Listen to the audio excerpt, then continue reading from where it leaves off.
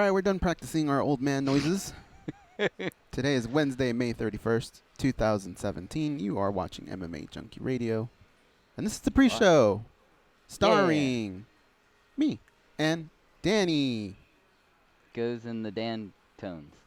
And Okers. Why does George go Okers? Hee, and then starts laughing. What does that mean? I don't know. I don't know It's where just that funny, ever came but from.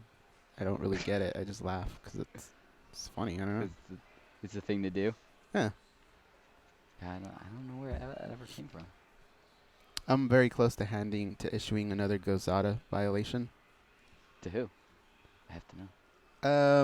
Well, I don't want to give out his name just yet, but I will say he has received the most amounts of Gozada violations. Oh, wow. Which means So this will be like his repeat fourth. offender. Four. Ooh. So Four? he may get like maybe a 2-week suspension where he can't text me, talk to me, nothing. Oh, wow. Yeah, you're not a whale. That's how that works. On today's show, we will have Peter Sabota. He just defeated Ben Saunders at UFC Fight Night 109 this past Saturday. Or Sunday, actually. So he's saying Saturday. And Ray Borg. Borg? You talking to me?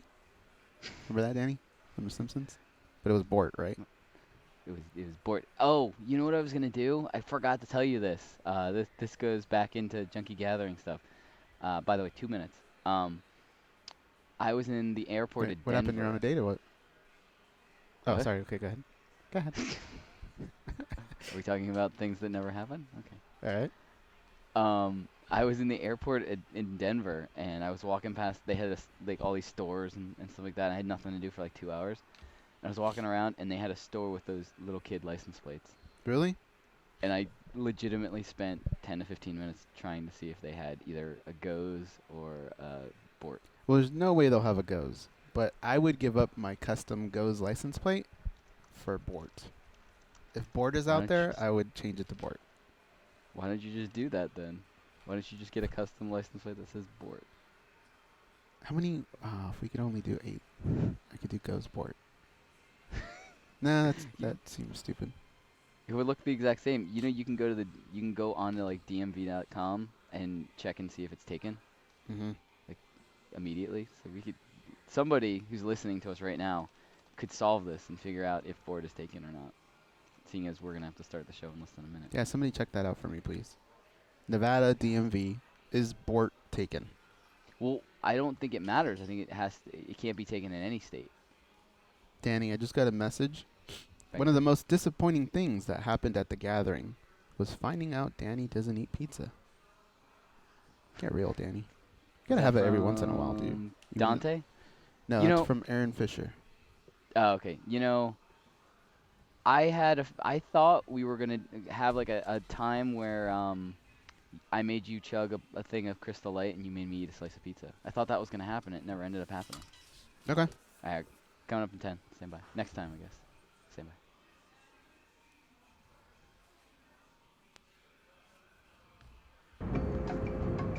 This is your captain speaking. We are making our descent into Las Vegas McCarran Airport. On behalf of our crew, we'd like to thank you for flying MMAjunkie Airlines. Now please fasten your seatbelts and put your tray tables in your upright position because the descent is gonna be a little bit bumpy.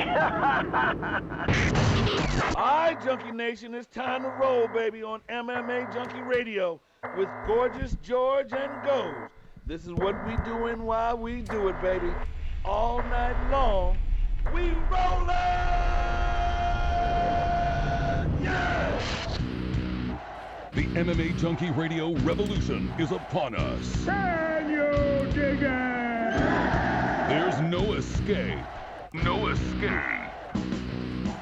Through the vast frontier of cyberspace and through a sea of stars in outer space. One small step for man, one giant leap for mankind. We've solidified our combat communication stranglehold. We are controlling transmission. With the use of MMA Junkie Radio and SiriusXM satellite radio technology. MMA Junkie Radio. Commence transmission.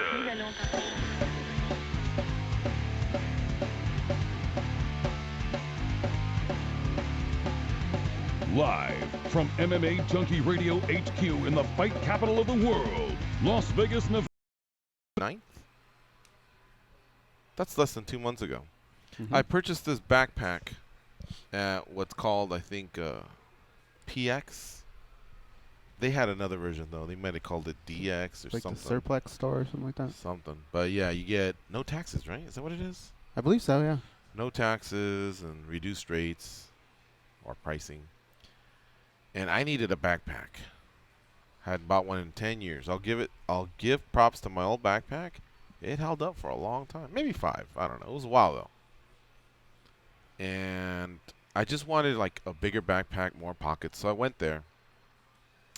And I looked. I went up and down the aisles. And, of course, there's the big camping ones. Like, did you see the one Lewis Tuff had? I didn't want anything that big. I just wanted enough to carry my backpack and then the bullshit I have. So I scooped this one up. It's made by Targus. Targus. It's very well made, actually. And when I picked it up, initially I wasn't too thrilled, actually. Once I purchased it and I started messing with it, I go, damn, I think I should have got a bigger one. But then as I got familiar with it and I saw all the pockets and how well it was made, I was really, really happy. I went from just, what did I do? I should have waited till I got home and just really taken my time, to, hey, I got a good one. I really did get a good one. Yesterday, a zipper broke. Oh, wait, the whole zipper or just the thing that holds the handle? This deal right here, look. This is where my laptop goes. Okay. So normally the zipper would go from here all the way. There's 2 of them. Uh-huh. So I can meet them halfway, or they can go here. And all of a sudden, when I looked, there was no zipper. The things had fallen off yesterday. I don't know if you noticed. Oh. So I had no way of opening this. I had to actually open it with my finger, just slowly open it Uh-huh. and basically break it. Now I have the 2 handles somewhere, but see this little stitching, this little yellow tab here with the stitching? Yeah. It's everywhere. If you'll notice, that's the end of the zipper, so your zipper doesn't go. That must have fallen off.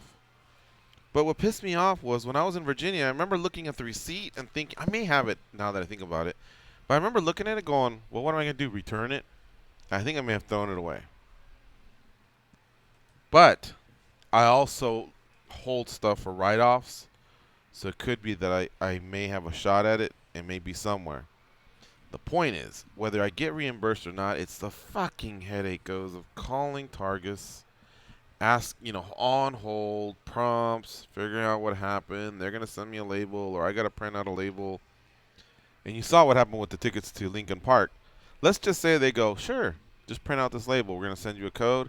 I'd probably have to go to Best Buy and get more black toner ink, $39 because we're out of it. I don't know how. I'll literally buy it, print 3 things out, and it's out of toner ink. Oh. So either you, Jules, or Max just prints their asses off because I don't know how it happens. I can't print. You can't print? No. I've never been able to hook it up. And so I'll have to do that. And anyway, it just sucks, man. Like, how does the other one hold up 5 to 10 years? And this is like not even 2 months. It seems like that one would be more durable too. Yeah, like if it's gonna be in an Army or an Air Force base or fort, you would think that they only do business with the best. I was gonna ask Carl, like, what do you think? Should I bring it back on a future trip and swap it? What's their policy, or if I'm just that if I'm just effed at this You point? should do it.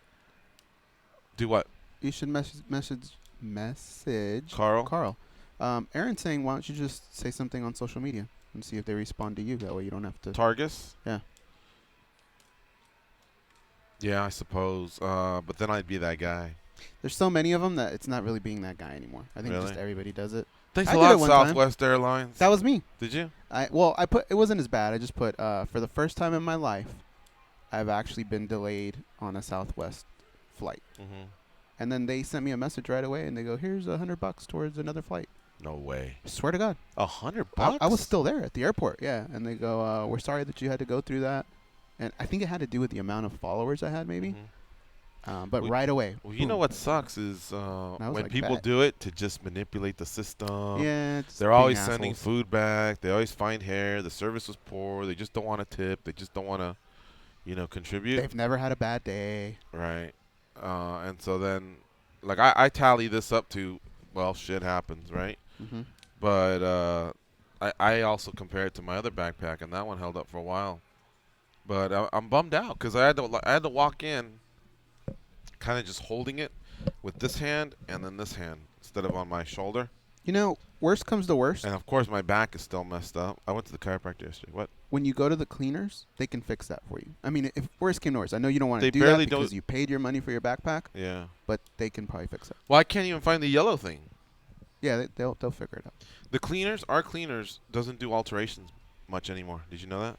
No, I go to I another went with one. something simple. Oh, you go to another cleaners now? No, for alterations. Oh. Well, then maybe, I suppose. But yeah, the point is, why am I doing this? This is brand new. And I don't really abuse it. It's not like I'm going camping all the time or stuffing it or, I don't carry that many things. But I got this trip coming up to New York, and that's what pisses me off. You want to switch backpacks for the trip? Yeah, a I still Puma? got the old one. I forget what was wrong with the old one. Something happened, but I don't know. Oh, well. Just wasted 10 minutes of everyone's time on that. It's Thursday. Oh, Wednesday. Why did I think it was Thursday? I looked over there at Matt. Matt works Monday, Tuesday. No, Monday, Thursday, Friday. I looked over there to give him the wave. He wasn't there. He's been on vacation for Oh, has a he? week, yeah. Is he in New York? I don't know that he is, but I just know he's been on vacation. He didn't come to any of the Junkie Gathering events, did he? Oh. He Hard to likes be the mad at that Junkies. guy. He's met. Well, he did. He played flag football. He was there. Oh, for that. that's right. Yeah. Yeah. A few people told me they were going to go to at least one event. There's a few people that didn't go to any. But, yeah, whatever. Sometimes it happens. Sometimes it doesn't. Today we're going to talk to Peter Sabota, who, not the lead singer, the former lead singer of Chicago. Peter Sabota defeated Ben Saunders at UFC Fight Night Gustafsson versus Teixeira, also known as UFC Sweden, also known as UFC Fight Night 109. What's happening here? Someone going to get beat up? Security is looking around. We got a few of them. Give you a play-by-play. Uh-oh. Now the big brother's in town. They're looking around, snooping. They looked in the trash can. They almost like dug through it a little bit. Someone's going to get thrown out. You want to hear a funny story? Sure. This shirt belongs to Woody. When I used to live with him, this is 25 years old. I just, I think I was getting ready for work, and something didn't match, or no, it couldn't have been work. I used to wear something different. I don't remember, but I just remember going, well, let's see if Woody has something, and he did, and I never gave it back. Anyway, between all my moves and stuff, somehow this wound up at Mom's. And when Mom was clearing out an old closet, she found this. And the other day, we were at Mom's house for, Mother's Day? Mm-hmm. And I was helping Dad with something, so the shirt I was wearing got dirty. So I went in there to look, and this was one of the clothes that she had put aside. She wasn't sure whose it was or what. I thought it'd be funny, so I had it pressed, and I'm wearing it. I don't think I'll wear it again. I would wear it. Juliet asked me. She says it's nice. She says it is nice. She goes, "Are you gonna get back?" I go, "Probably not." But to be fair, he's got like a belt of mine and an RYU shirt of mine. So whatever. You know, you still have the Buttman He ain't tripping, shirt, and right? I ain't tripping. Do I really? Yeah, it's in that armoire, whatever it's called, in your room in Mom's house. The Buttman shirt is folded in one of those drawers. I don't think it fit me anymore. That was 50 pounds ago. This one barely fits. Yeah. Yeah. But I'm positive this is his. We've yet to cover MMA, haven't we? We've covered backpacks and shirts and security. Security kind of went away, so there's no incident. But when I saw him digging through the trash, I thought, damn, what could they be doing? You know what I mean? Like, I don't want to jinx this, but what if it was like an explosive or something? Like, why would they be digging through trash? Well, sometimes people throw away drugs or something, you know. Oh, or good chips. point. Good they point. stole something. Whoa. That Oh, was that's nothing. another security. All right. So, yeah, Peter Sabota, he defeated Ben Saunders. We'll talk to him. We're calling internationally. Danny will love me for that. Wow. And then we're also going to talk to Ray Borg. I really did try to get TJ Dillashaw. With Dillashaw, it's hot and cold. If I send him a message many times, he'll reply right back. Yeah, laugh along, do whatever the conversation is. And then there's stuff where I'll send him a message and just not even hear back. One that requires a yes or a no. And I really don't take it personal. I do for half a second. Like if I say, "Would you like to be on the show?" and they go, "Nah, I'm good." You've I'll gotten that? No. Well, I'm no, I'm just saying, like, let's say I can't or I'm not available. Then part of me will just go, "Fuck you," then. I don't say it back. I just say it to myself. Fuck Uh-huh. you then, and then move on to the next person. But I really forget about it. I really do. I don't take that personal. I just realize that maybe the time's not right or just whatever. I mean, we're not the only show in town. They're probably getting jocked all the time. If they just sat there for the last 3 days answering the same questions, reading the same stuff, they could just be over it. So I really don't take it personal, and I forget about it. I have a quick memory in terms of that. But the worst is just not getting an answer. I'll just take the, no, I'm good right now, or just maybe in a few days. You know what I mean? Who's like on Luke your- Rockhold's really good at that. If he can't, he'll say, let's follow up soon, or I'm out of the country, or I just Sidney can't. Mancini? Well, yeah, I guess He he would travels be a out of lot. here, yeah. He travels Right. a lot. I'm washing my hair. Yeah. There's a lot of big-name fighters that are really, really good at the communication. And then there's some that are just hit or miss. But then there's others that, like, wish me a happy birthday, or, well, sometimes a happy birthday, but like a Thanksgiving. Ferguson's good about Happy Thanksgiving, George, or Merry Christmas, or Happy New Year, or something like that. But I'm name dropping. Sorry. But anyway, Borg. So I went to the other side. Well, Borg, we have a good relationship with him too. Hey, Borg, do you want to chime in and talk about why it should be you, perhaps? Because there's a rumor out there that UFC 215 is going to take place on August. Let me see. Let me look at the calendar here. Remember we were talking about 214 is July 29th in Anaheim, California. 216 is September 9th in Edmonton, Canada. We said, well, what happened to 215? Yeah. They haven't done that one yet. But there's rumor out there that 215 is August 19th in Seattle, Washington. And that Demetrius Johnson could be a headliner or possibly a co-headliner. I imagine he's the local boy. You want to go with him as the headliner, but it being a pay-per-view, there may also be someone else on that card. So anyway, as we close in on that and the fact that he's going to attempt to break Anderson Silva's record of 10 title defenses, this being number 11, because he recently tied it when he beat Wilson Hayes. The talk is, who should it be? TJ Dillashaw is willing to drop since he doesn't have a fight with Cody Garbrandt. That fight that was supposed to be on UFC 213 is on hold. We're playing out a season here where they're the coaches, and eventually the coaches are going to fight, but Cody Garbrandt can't make it to the dance. He has an injured back. It doesn't sound like he'll be out too long, but he won't make that date. So Dillashaw figured, hey, I could fight for a world title. It'd be a big fight against arguably pound for pound, the greatest fighter on the planet now, possibly ever. Is it a smart fight for him, though? I don't think it is. And he would fight relatively soon. Is it smart? No, but it's a challenge, and I appreciate that. It's at a weight that he hasn't competed in, at least not in the UFC. I'd have to search back, and maybe he did back in the day, his first fight. Who knows? But in the UFC, he hasn't. And I don't remember him as a 25er ever, so this would be the first time. But he does carry a name. He's a coach of Tough. He came through Tough, and he was a world champion, and he's involved in one of the biggest feuds right now, and that's Team Alpha Male versus TJ, or versus TJ and Bang, or versus Colorado. I don't know. But I think there is something there. Now, on the other side is Ray Borg, who's won 2 in a row, 4 of his last 5. And he's also what's coming out of the champ's mouth. That's the guy I'd like to fight. That's the flyweight who deserves it the most.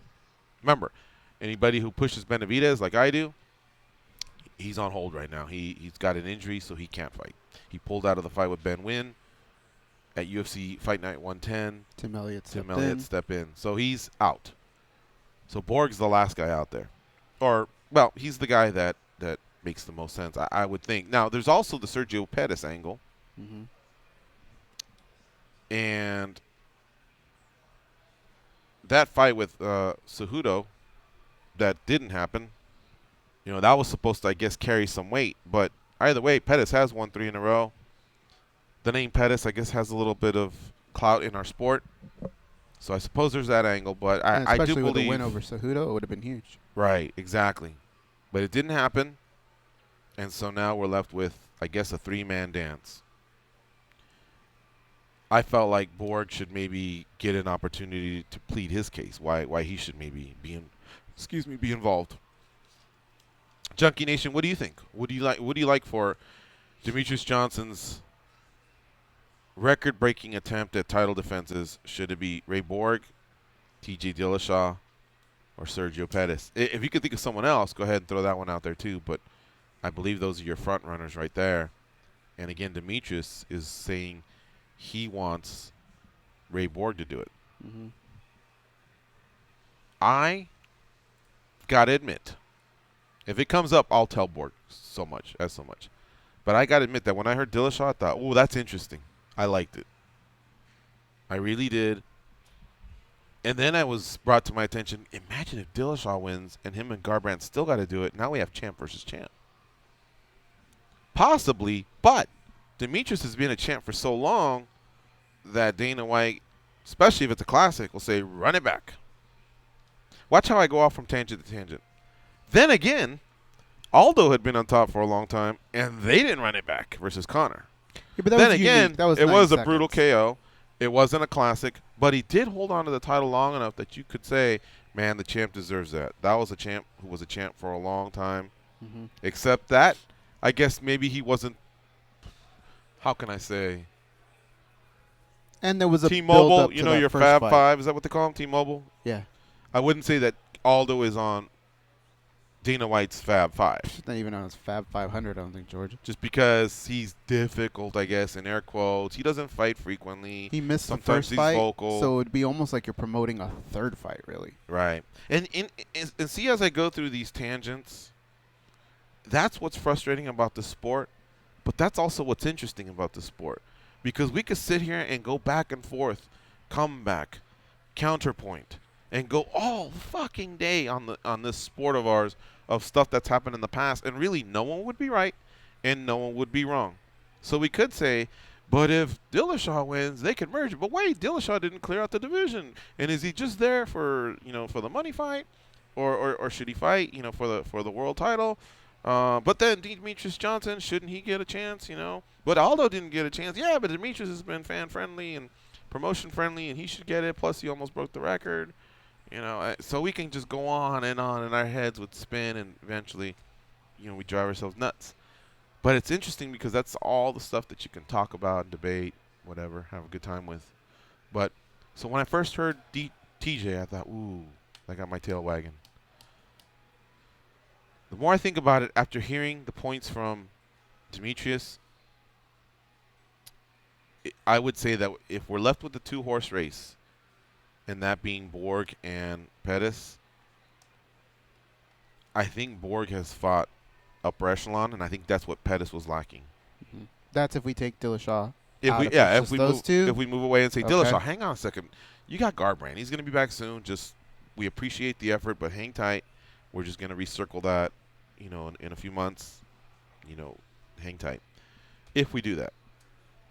Otherwise, I think the name Dillashaw pops a little more, Mm-hmm. but I understand the champion saying, this is my division, I call the shots. Or at least I have a say in calling the shots. And if he's voting for Borg, I support that champion. Would a loss for TJ Dillashaw at 125 against Demetrius Johnson hurt his chances of fighting Cody Garbrandt when he's healthy? Is it almost like it just doesn't matter? Like he gets a free pass? Yeah. Because if that's No. the case, then I would say, okay, do it. If he does it, then I think I would tell Cruz start warming up. Yeah. Because now if Mellon, Garbrandt we comes need you. back, if Garbrandt comes back while Dillashaw's chasing this dream, Mm-hmm. we're not just going to hold that division. Now, if it turns out that that Cruz picks up the phone and goes, I'm still not ready, or for whatever reason, and no one else is ready, and Dillashaw can go do that and still come back and build off what they did with the tough season 25 and just everything that's been going on, then I suppose he's just lucky. He's timing. That's what you get when you fight frequently, if he can pull that off. But if he can't, then yes, you start to look at somebody else. In fact, like let's say Marias just steamrolls Asuncao. I chose Asuncao in that fight. Wait, it's not even on the main card, is it? So I didn't have to choose it. I think I may have chosen it at a parlay. But now we know. Yes. But let's just say he steamrolls him. He could, if he made enough noise, say, I'm a champ from another division. You did it with other champs. Give me the shot. Blah, blah, blah. Of course, Marlon Moraes isn't that type of guy, but that's where he could all of a sudden coddle up and steal that pathway. Mm-hmm. Jimmy Rivera also has, got a lot of buzz too. So there's other opportunities there. But if Dillashaw could strike out, and then still come back and possibly pull it off, all the power to him. But I don't know. I think he takes himself out of the running if he does go towards Johnson and then tries to come back. By then they may move on. Now he's never far out of the equation. He'd probably just have to take another fight and then get next, maybe by the end of the year Seems like there's or more early money part of there, next year. though, Where?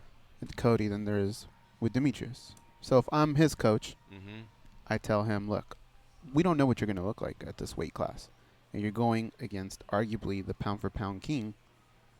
This may not be a good move when we have this guy here. We just got to chill a little bit. We'll work on getting better. When he comes back, we'll take our belt again. Well, this is what I feel goes. I think that Demetrius' last win over Hayes really won a lot of people over. A lot of the hardcores. I realize I talk to more hardcores than anything, but I feel like with the right branding and marketing, hey, this guy's trying to break Anderson Silva's. This guy is from Seattle. It's in Seattle. This guy's fighting this guy, whether it's Dillashaw, Borg, or whoever else. I feel like that's going to be a bigger fight than it has been in the past because Demetrius put on a clinic against Hayes, and a lot of fighters, a lot of media, a lot of people talked about it. So it could be that the next Demetrius fight is just destined to be bigger either way. By how much, I don't know. Whether it's Dillashaw or Borg, I don't know either. But again, I think it would be Dillashaw, but I really don't know. Yeah, I could see that. Yeah. All right. We're going to take a quick break. When we come back, I want to explore a little bit more on this same topic. I'm going to compare Borg to Pettis. We should put that to rest and just figure out who really is next if TJ Dillashaw doesn't fight Demetrius Johnson.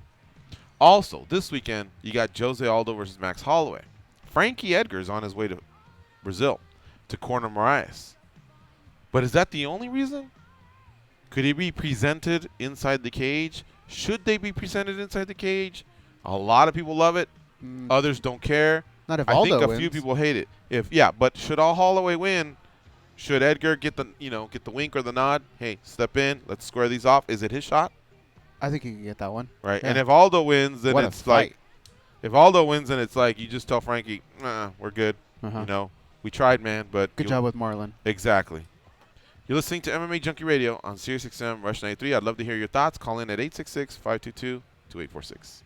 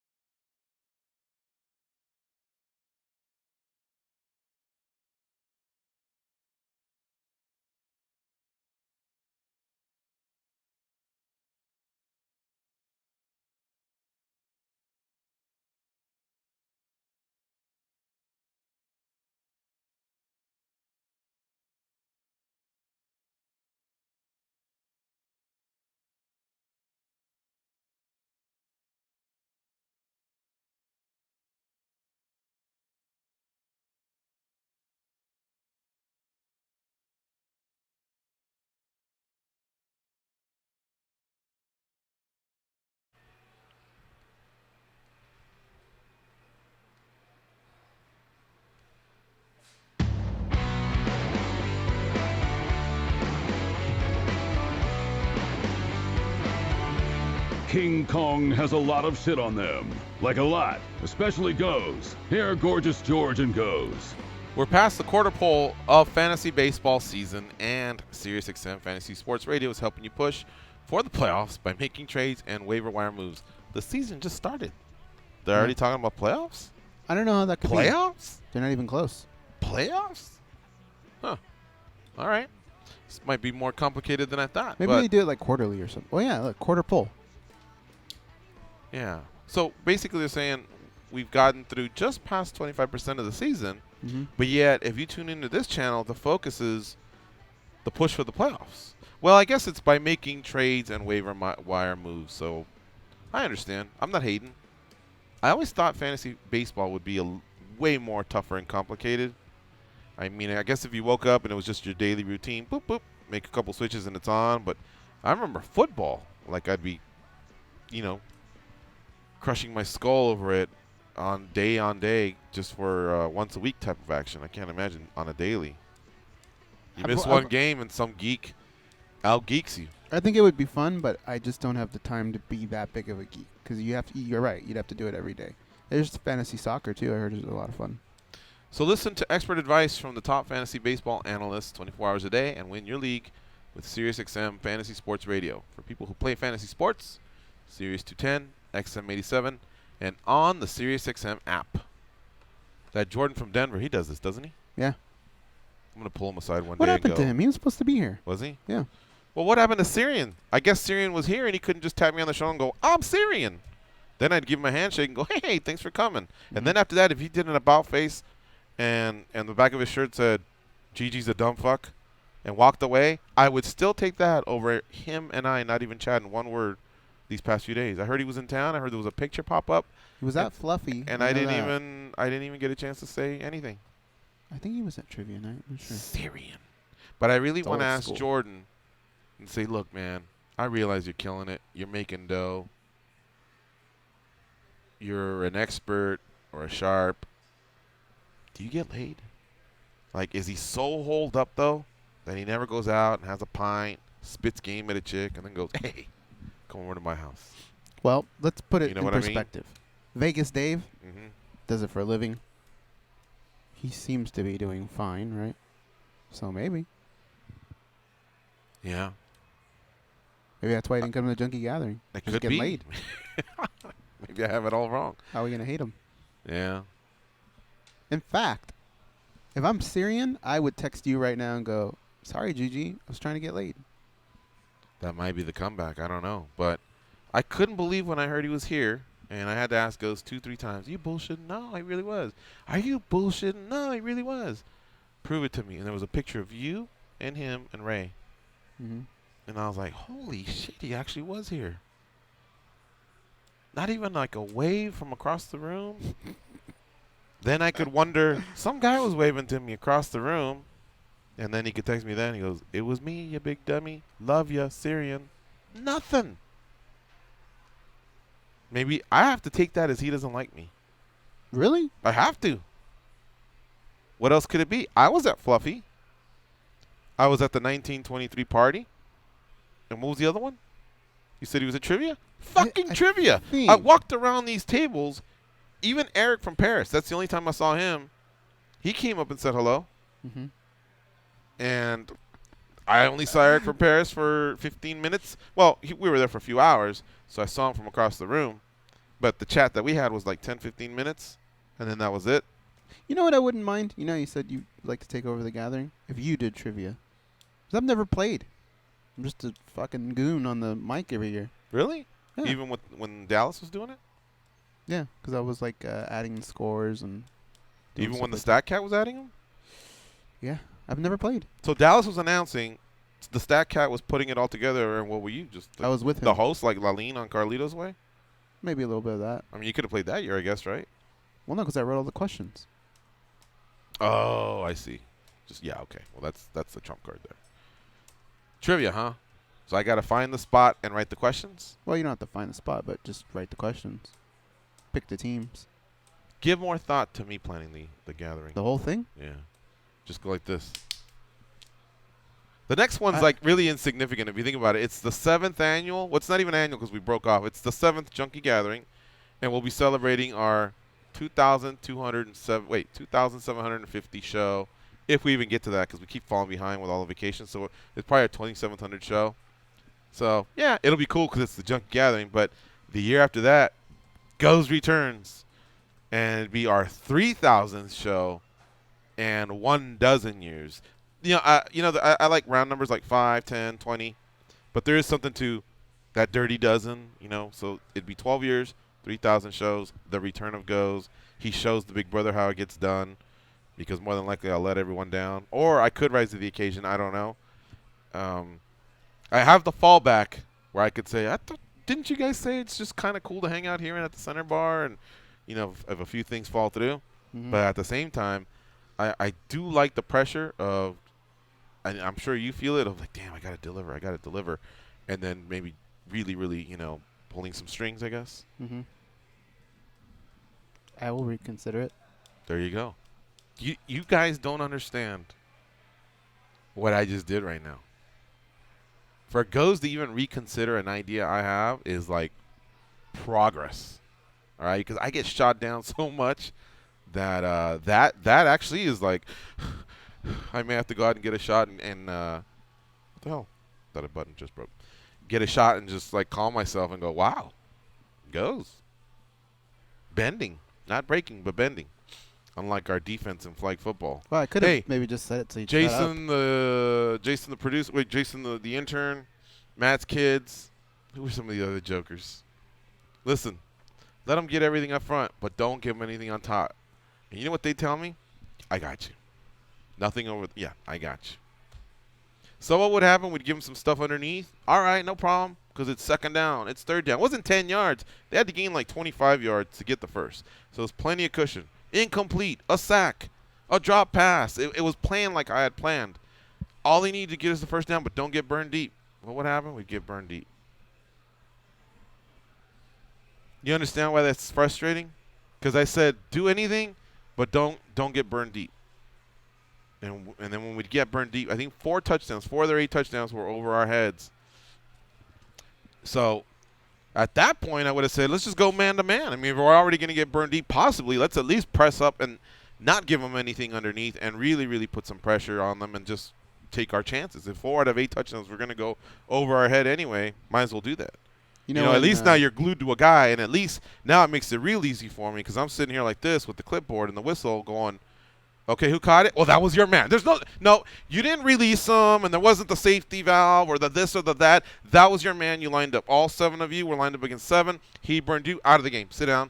Get the next guy in. No, instead, everybody got to play in this little soft press, this little zone that we had. And so when it happened, it was like, well, he started off here. Did you get him? And did you guys well, forget it. Next down's coming up. All right, play. But, whatever. Same stuff. And then, boom, the bomb. But sometimes we D'd up. You saw how when we D'd up, everybody pumped their fists, high five. The offense was cool. Especially went out when there. We made them punt. Yeah, the offense went out there with some swagger, and then we'd score on them. That's all I was looking for was just to keep it competitive, man. So at Extreme Couture, when we go up to them next year and go, you want some more, bitch? All right, we're coming for you this time. They have to actually think about it and go, hey, seriously, guys, seriously, we need more guys. I want them to sweat it. Maybe you have a practice or 2. They did say that. Did they? They sent me a text. They want to play said again? That they were sweating it. We got stopped at the goal line 3 times. I know, man. But I know. Brad Tavares at the Rumble party was talking some smack, and all I could think of when he was doing it was, he earned it. He did. He really did. We had big mouths. They shut us up. It was kind of funny. All right, let's get to Marco from Waco, brother. What's up, Marco? How you doing? Marco from Waco, brother. Man, am I talking to the coach for the Atlanta Falcons, man? Because that's how I feel that you feel right now. Well, we never had the lead. We never had the lead, but yeah, it did hurt. Did. Huh? We're up 7-0. Oh, no, we won that way out. We won 1-0 or 7-0. You're right. I take it back. It's all good, man. I wish I was freaking 15 years younger and I could see how good they play, but whatever. Hey, real quick, a little bit of a breakdown of what is going on in Flyweight, man. Sergio Perez is fighting Brandon Moreno in Mexico.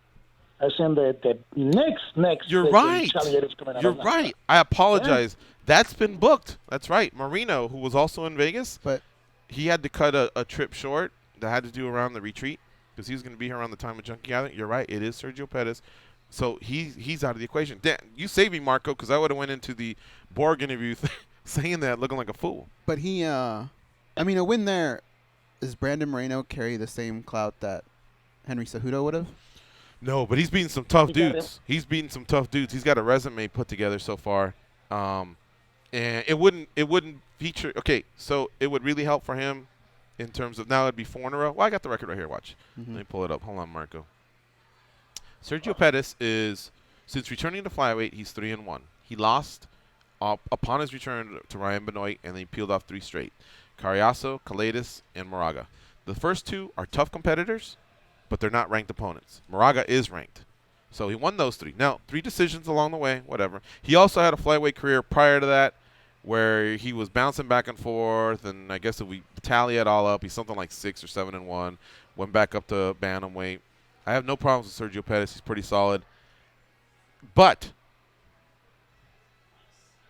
beating Brandon Moreno, I believe, would be enough to get him the shot after either Dillashaw or Borg. So he won't be there for the record-breaking fight, but he'll be there just because, you know, a lot of guys have graduated to bantamweight just because of the weight issues. Lineker, Scoggins, Dodson. So a few of the guys just moved on. And then the other guys, or either Benavidez is kicking their ass, or Johnson's kicking their ass, or both of them have kicked their ass. So they all kind of have this climb that's it's a little bit different than most divisions. But Benavidez, he didn't die. He's just injured. He comes back eventually. Is that going to hold up? Well, that's the thing. So if Pettis wins and this DJ fight happens around the same time, from what I'm hearing, Benavidez could be end of the year or early next year type of thing. So, yeah, he may be able to slip in there. And look, if Benavidez has already picked to fight another fight anyway, it may be that upon his return he may have to fight another fight. Plus, we don't even know what this landscape will be in 2018. But Brandon Moreno's beaten Dustin Ortiz, Ryan Benoit, and Louis Smolka. All 3 of them, I believe, were ranked when he fought them. Now, they were closer to the 10 to 15 or honorable mention area, but still, that's pretty solid. And if he can beat Sergio Pettis, imagine the steam he'll have. Although, here's the other thing, guys. You know, Borg's 23, Moreno's 23, and I'm wondering, is it really something to be the youngest champion ever? Like, is that really something? Like, a few people have said, hey, I want to break John Jones's record, but at the same time, are you jeopardizing, like, your youth and the experience and not having the mental capacity to deal with a big loss? Because if that, like, destroys you, all of a sudden, what do you do? Like, should there be that hurry? Because what's wrong with getting better for another couple of years and then, poof, making that move? Now, in those couple of years, you could also lose a fight, but I'm just wondering, you know, is there a rush or are they just striking while the iron's hot? Who knows? Well, go ahead. Well, had Mike Tyson thought that way, then his career would have gone a lot differently, right? Yeah. So I think if you're a fighter, you have it within you to believe that you can pull that off. So I think you go for it. Now, well, Kevin Holland, remember yesterday's interview? Yeah. We said, hey, bro, I thought I was teeing him up, basically. I thought I was just setting him, and he was going to come in and spike it. And I said, people who headline LFAs or used to be RFA LFCs pretty much make it to the UFC. Are you seeing it that way? And he said, you know, remember he said, I could take another 2 fights. So it looked like he was being a little more patient. I think, if I recall, he was 28 or 30. But who knows? Everyone thinks differently. Well, I was going to say the other guy that everybody points to is Fernando Vargas. Shouldn't have took that fight with Felix Trinidad. And maybe he didn't recover the way he should have. So you could see both sides of it, but I think if you're a fighter, you have to have confidence in yourself and strike when you can. Yeah. Marco, who do you want to see between Dillashaw and Borg? Okay, so let me break it all of this. As a caveat, I wish guys like Ian McCall, Yusuf Formiga, and even John Lineker were still available. But, you know, whatever happened with those 3 guys. But I prefer Dillashaw, and I'm going to tell you why. Because, okay, first of all, it makes my tail wag much better than Ray Borg. Dillashaw, if Dillashaw wins, there is money on the rematch, you know. The rematch with TJ, it is money on that. You can't deny that, especially because you got 2 action fighters. TJ Dillashaw, freaking, is not a boring fighter, neither is Demetrius. If Demetrius wins, now he got the excuse to, okay, I broke the record, I beat the former champion at 135, and he can go up and face the winner of a Cruz Garbrandt fight. Either one is money fight too, because you either face the rematch with Dominic Cruz, the only other guy that beat you besides Piquet, but Piquet doesn't count, and Garbrandt, the John Bogdew champion. Get the rest of the division time to freaking flesh itself out, and then he can go back down and freaking keep defending. That is just my opinion. We'll let you guys catch it tomorrow. See ya.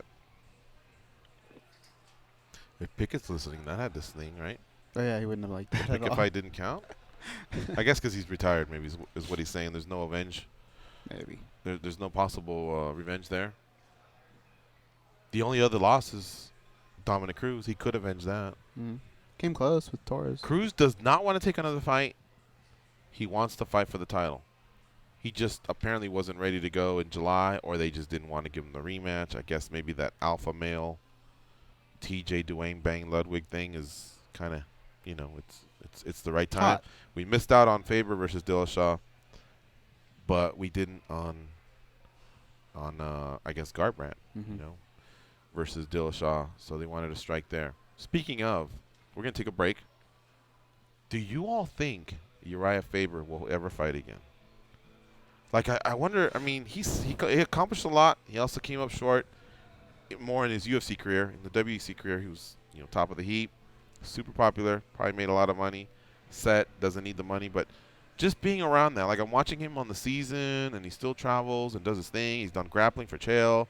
Like, I just wonder if with the right opening, he might go back. I don't think so. No? I think he has so many side things going on with businesses and investments. I think he's good. He seems like the type of guy that really thought that decision out. He still strikes me as the type of guy with, he's into real estate. Mm-hmm. If somebody of his business manager were to go, guess what, man? You just made $20 million on a deal. He'd go, okay, that's pretty cool.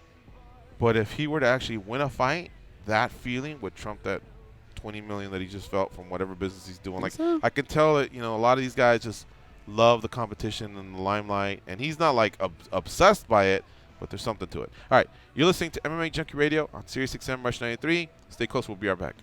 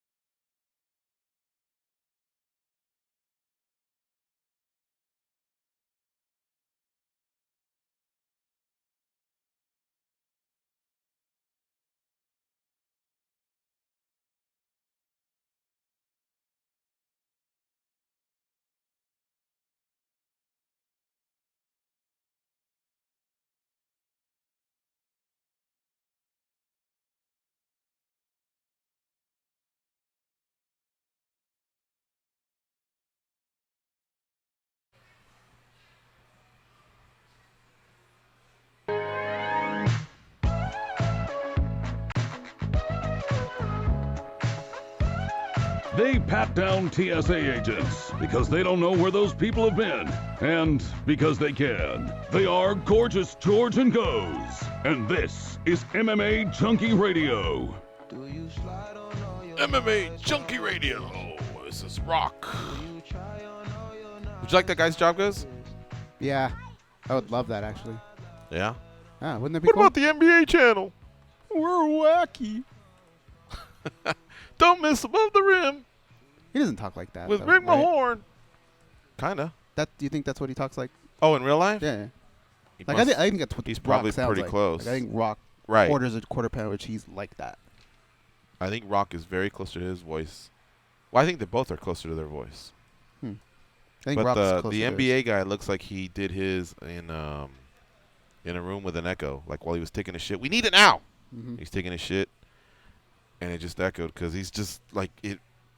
What's it like? Reverberates. It's like loud. And It's just weird. Like I picture. but he's got a lot of energy, and He's reading. whatever and he's saying, I'm tuning in. like a ferret is crawling up his pant leg or a snake. You know, he's going, "We'll be right back," like kind of wacky-ish. I don't know. It just I don't want to piss that guy off. You started off as the NBA guy, and you finished off as Percy Pringle right now. Who's Percy Pringle? Wasn't he Undertaker? Oh, Paul He Bear. became Paul Bear, yeah. Oh yeah, Wasn't he Percy Pringle early on? I think so. Yeah. Yeah. So, by the way, the soccer season that we drive down your throats, it's not over yet. I'm not going to even talk about qualifiers or anything else. Basically, all the domestic leagues, I believe, are finished. I don't really track. Well, I know Holland is done because Ajax, who played Man U, had that extra week to prepare. But I think Germany might go the longest. Who cares, right? But the one big game that's left is the Champions League final. So let me tell you about it. There's basically their Super Bowl. It's this week. You can hear wall-to-wall coverage on SiriusXM. Tune into SiriusXM. FC85 all week long for expert analysis leading up to Saturday's Champions League final between Real Madrid and Juventus. Then hear the match live from Cardiff beginning Saturday at 2:30 p.m. Eastern on Fox Sports on SiriusXM Channel 83. After the game, swing back over to FC85 for instant reaction with Rodney Marsh on the postgame show. Don't miss a kick of soccer's biggest matches on SiriusXM. Goes, who do you think is going to win, Real Madrid or Juventus? Juventus is on fire. That's the thing. Real Madrid, I think, is the better team On paper. on paper, but Juventus has just got everything clicking the way they want to. So I'm gonna go with the upset. All right. Score? 2-1. I knew you were going to say that. I almost wrote it down. Yeah? Yeah. Why? And then that's kind of what I think, too, where Oh. that it could be. Or Real could beat them 4-1. Like, once they get on a roll Mhm. and they take Juventus out of comfort, they could counterattack maybe the last two of them. But I think if Real scores the first goal, it'll be difficult for Juventus to come back. I think if Juventus scores the first goal, I think Real is still in it till the end. right. And if Juventus were to score the first goal, a team like Barcelona would be more equipped to come back. Mhm. Versus Real, they finger point a lot. They look at each other. It's like sometimes they can collectively come together. Come on, we can do this. And there's other times like, well, if you hadn't done this, if you would have done your job, it seems like there's a lot of like ego and personality too. Mhm. Of course, I'm talking about Ronaldo. Loved him when we had him at Man U, but I've seen that side of him where you're just like, fucking get it together too. It's not like you don't have any bad games. But very impressed with Juventus, especially after losing Paul Pogba, to just be able to lose a piece like that and to be in the final. Now, it doesn't matter much. It's nice to be in finals, but you want to win them. So hopefully they can do it, and for sure that would be a great story for them. What I heard I was listening to FC85 on Channel 85 on SiriusXM. I was listening to that channel the other day, and they were saying that Juventus is the most storied club ever in Italian soccer. And it's funny because I would say I paid attention more to European soccer in the last 25 years, since like the early 90s. And at that time, man, AC Milan was the shit. Mhm. But Juventus was good too. So was Juventus, yes. And AC Milan's fallen off, but Inter at kinda that took time, their- dude, I their mean, role. they were really the shit. So I had to like look it up and see. And of course, there's that stuff from a long time ago that you have to count because it's part of history. But I like to think of That was like Fedor history Maldini. more about like what revolves around my life. Yeah, no doubt. All right, folks, when we come back, we'll talk to Peter Sabota and Ray Borg. You're listening to MMA Junkie Radio on SiriusXM, Rush 93. Stay close. We'll be right back.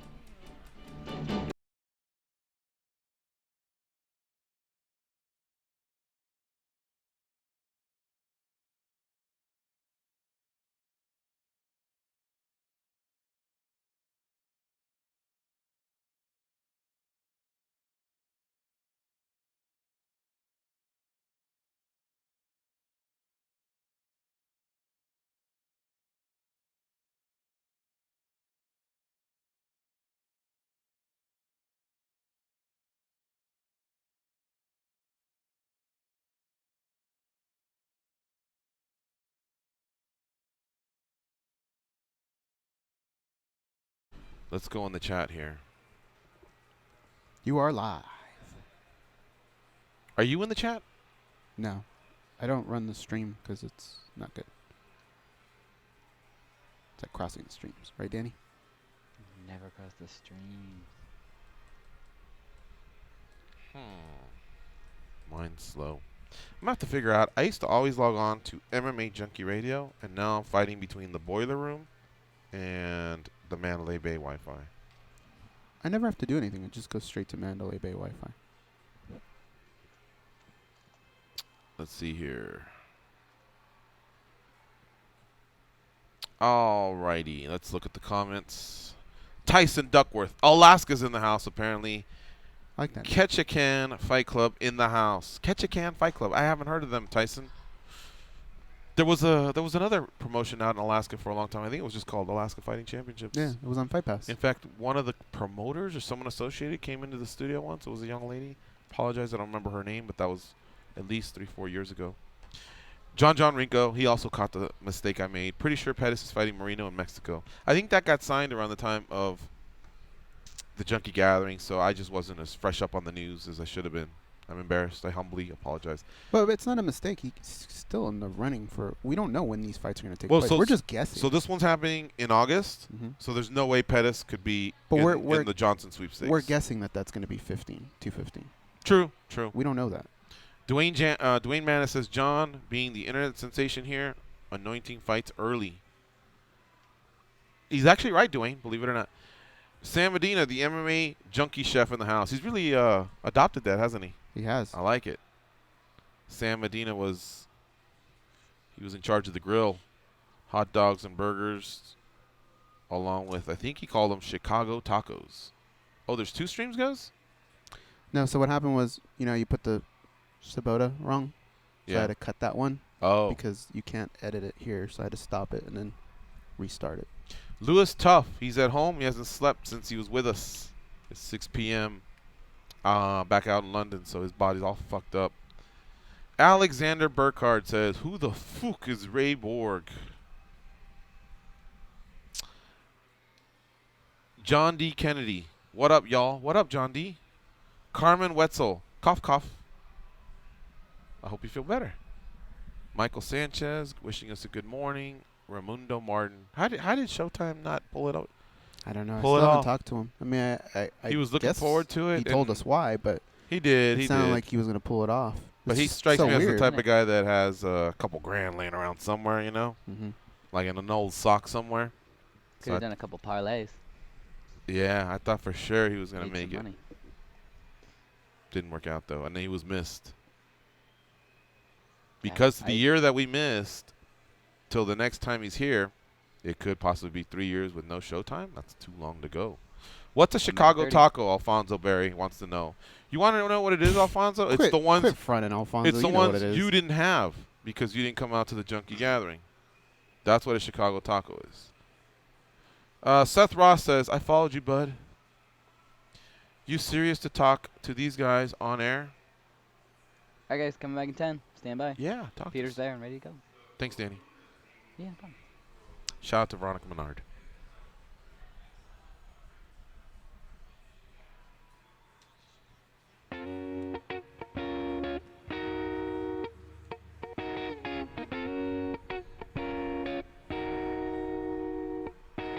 I hopped off the plane at LAX with a dream, my cardigan. Welcome to the land of fame excess. Am I gonna fit in? Jumped in the cab, here I am for the first time. Look to my right and I see the Hollywood sign. This is all so crazy. Everybody seems so famous. My tummy's turning and I'm feeling kinda homesick. Too much pressure and I'm nervous. That's when the taxi man turned on the radio and a Jay-Z song was on. And the Jay-Z song was on. And the Jay-Z song was on. So I put my hands up to play my song with butterflies fly away. Nodding my head like yeah, moving my hips like yeah. Got my hands up to play my song, you know I'm gonna be okay. Yeah, it's a party in the USA. All right, here we go. It's the MMA Junkie Radio Show.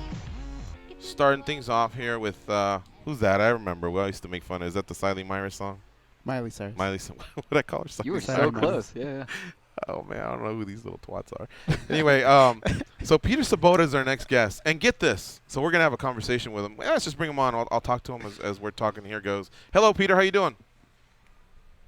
Hey guys, what's up? I'm doing very good. How are you? Great to talk to you again, man. We appreciate your time here. You're on with Georgia Goes on the MMA Junkie Radio Show. Congrats on your win this past Sunday. Thank you very much. It's good to be here. Yeah. So Peter, we used to talk to you back when you had your first run with the UFC.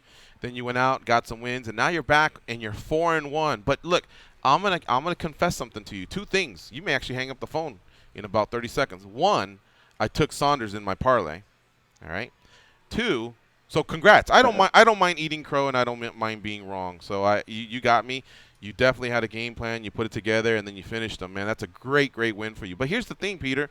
I think I'm still hanging on to your first stint in the UFC, and this next one is impressive because it's 4-1. You've won 2 in a row. But when things are happening out in Europe, at least me, I don't get to every fight. Because there's, whether it's the time difference or because the card just doesn't pop as much. So I'm joining the party. I'll always watch the main card, and I'll usually watch most of the prelims. But a lot of times these fights, there's just not much talk about them when you preview them, and there's not much when you recap them. And slowly, you've been an assassin at 4-1. You got to get back out to North America. You know what I mean? On these pay-per-views. And I get off to Europe. I know you're loving Europe, but am I wrong there? I would be happy to go to Vegas for a big fight, but for me it was also always great to fight in Europe. The shows I came up, they were in Germany and Poland, and they were pretty small shows. So compared to this, like the UFC in Europe is huge. I have never been to a big event in Vegas, so that would be a step up for me. And yeah, why not? I have the home advantage when I fight here. Right. The people here, they know me, they are cheering for me. So this is also really great. And especially in Germany or in Poland, when you fight there, and even if you're on the preliminary card, it's a full house and everybody is cheering for you. So that's always a great experience.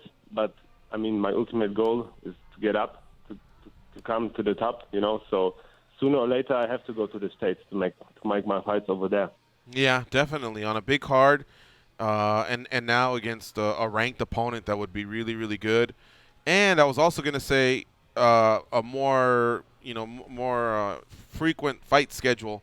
A few years you've only fought one time, and as I say that, I also went through your Twitter recently, and I know that you have your hand is fractured multiple times, so it could be that we may not see you in 2017. But can you update us on that? Because when I went to click, the original post on Facebook was gone. What can you tell us about your hand injury and the complicated surgery?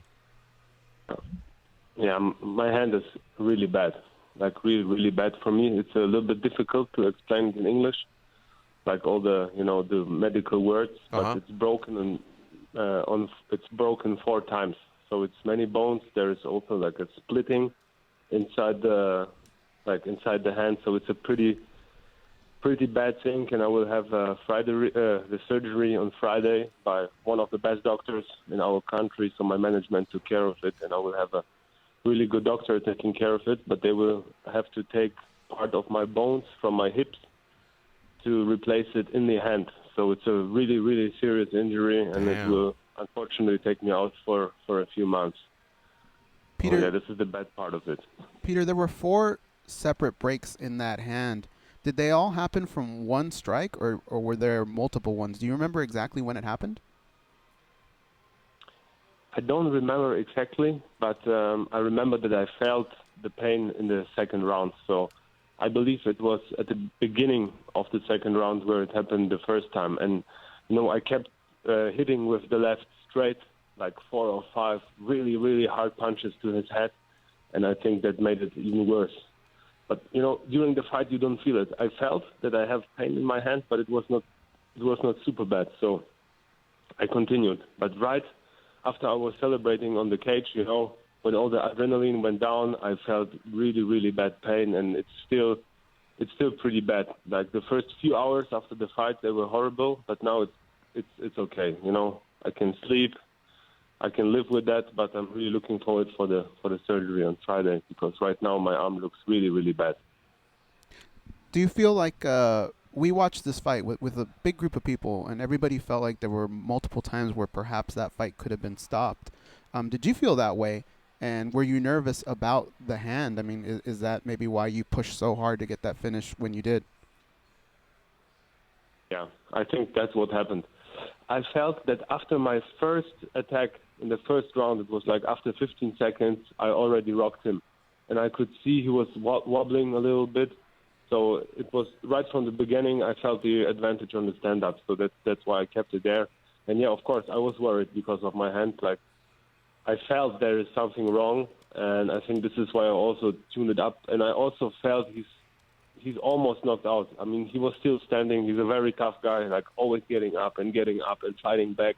But I could see his face, and when I looked in his eyes, I saw he's not 100% clear. So I knew the takedown is very, very close. The knockout is very close. Well, you know, after, you know, with you having this injury, it almost, I guess, seems silly to say, who do you want next? Because it sounds like this will be an extensive rehab. Have they told you, like, 6 months, 9 months, 4 months, a year? Have they told you how long this could have you out?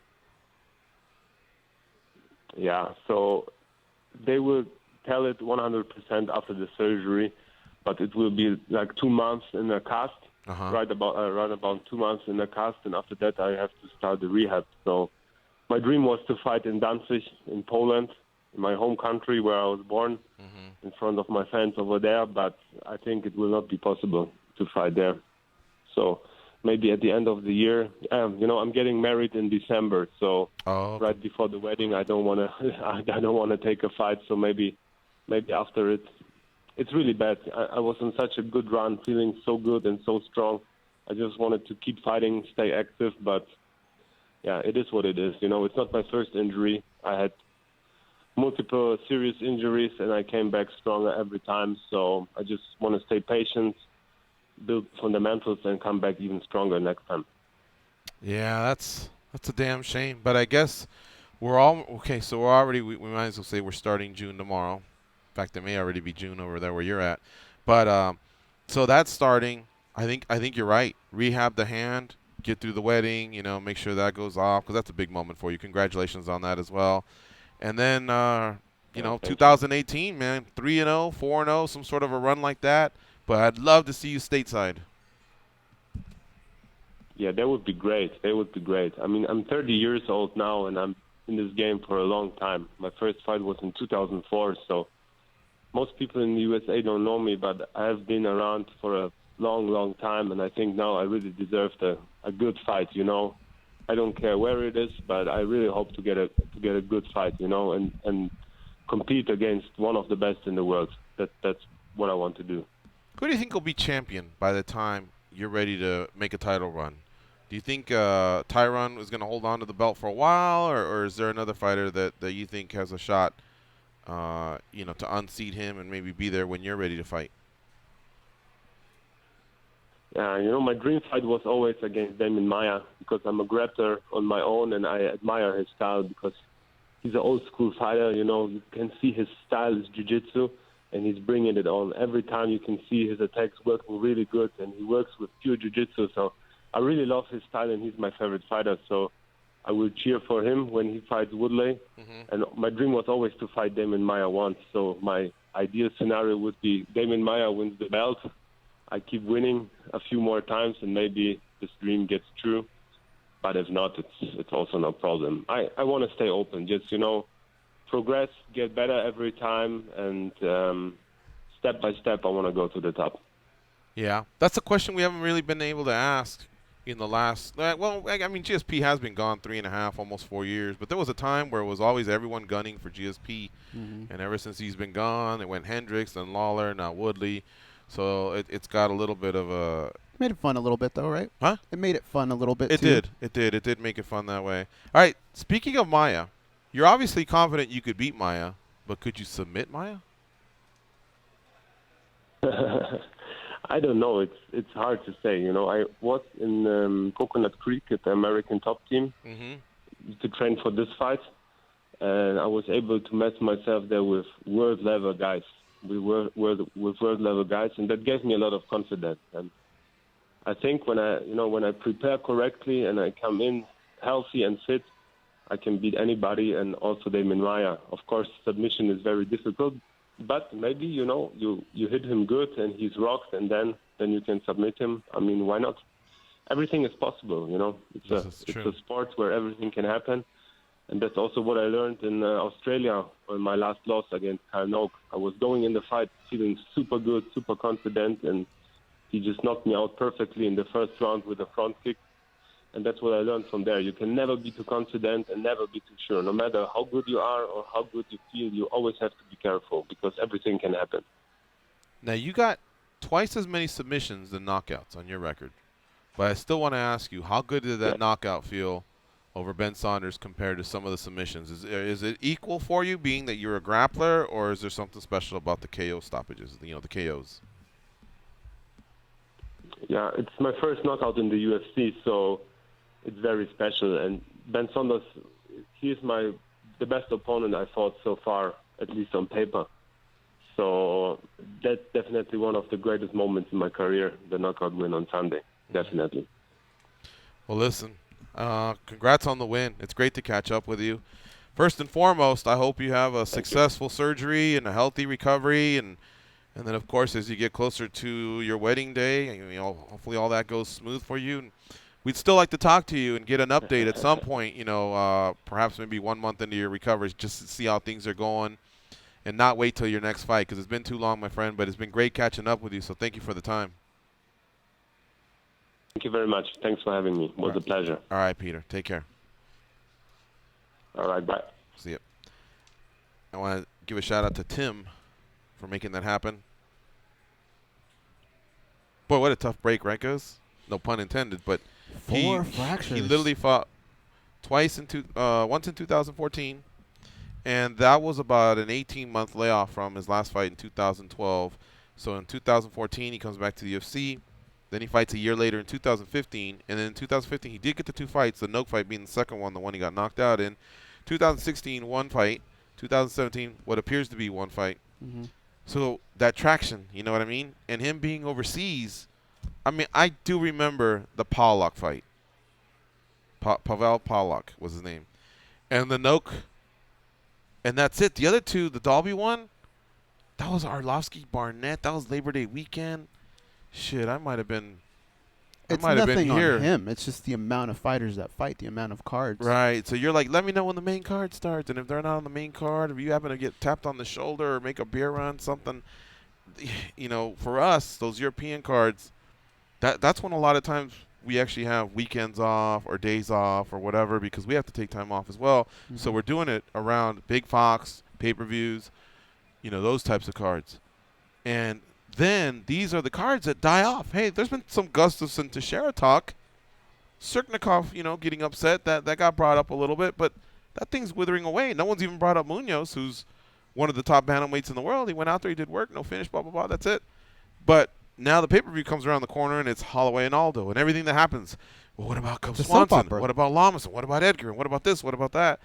So at some point, I think it would really behoove Peter to say, hey, look, I've done my time here in Europe. Get me across the pond. Get me on a pay-per-view. Get me featured out there against the high-ranked welterweight. Now that's gonna, even if it's lower on the pay-per-view. Yeah, just get on that card. Just get on that card. Get on that card, and catch a break somewhere. Now that said, he's got the surgery, and we'll have to wait till 2018. But yeah, that's a great run. I mean, he lost to Sadala, Wilkes, and Taylor back in the day. 7 years ago. And then he's had a 4-1 run in the UFC since then, after some other wins in some smaller shows throughout Europe. So good on Peter Sabota. That's going to take it's going to take a while for recovery, but people always forget about the rehab that comes along with it. So it's going to be a while before we see this guy. And even though he lives in Germany, and that's part of his nationality, he's Polish-born, there's still something to be said about the athletes Poland is producing. Mm-hmm. There's some really, really good fighters that have come out Especially of the Poland. females. Yeah. USA, number 1. The rest of the world, no. USA, number 1. And then we know Russia, especially the Dagestan region, producing great athletes. Or Brazil? But no, they're not number 2. Brazil, number 2. I think Canada's 3. Oh, you know what? There's a website out there that keeps track of that shit. I'll look it up. We got to go to commercial. I'll look for that, and then I'll tell you where they come in. But I bet you Poland's top 10. Yeah, they have to be. Because there's Japan, there's Brazil, there's Canada, there's the U.S., there's Russia, the U.K. But I bet you Poland is in that 6 through 10 region. The UK. We're all the UK. We're all happy. Look at us. You're listening to MMA Junkie Radio on Sirius XM Rush 93. We'll be right back. We'll be talking to Ray Borg, UFC Flyweight. Just a cruel existence like it's no point.